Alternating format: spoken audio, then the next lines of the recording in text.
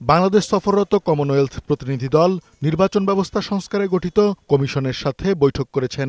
মঙ্গলবার সকালে নির্বাচন ভবনে এই বৈঠক অনুষ্ঠিত হয়। বৈঠক শেষে প্রতিনিধি দলের প্রধান ও কমনওয়েলথের সহকারী মহাসচিব লুইস গ্যাব্রিয়েল ফ্রান্সিসি জানান, জনগণের মতের প্রতিফলন ঘটবে এমন নির্বাচন চান তারা। আগামী জাতীয় নির্বাচন অবাধ, সুষ্ঠু ও স্বচ্ছ দেখতে চায় কমনওয়েলথ।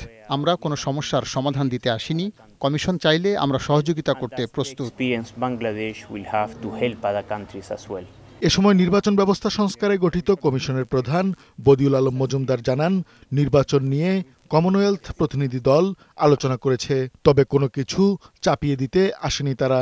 ওনারা আমাদেরকে সহায়তা করতে আগ্রহী, আমাদের নির্বাচনী ব্যবস্থা সম্পর্কে তারা জানতে আগ্রহী এবং আমাদের সাথে অনেক কিছু মতামত আদান প্রদান হয়েছে।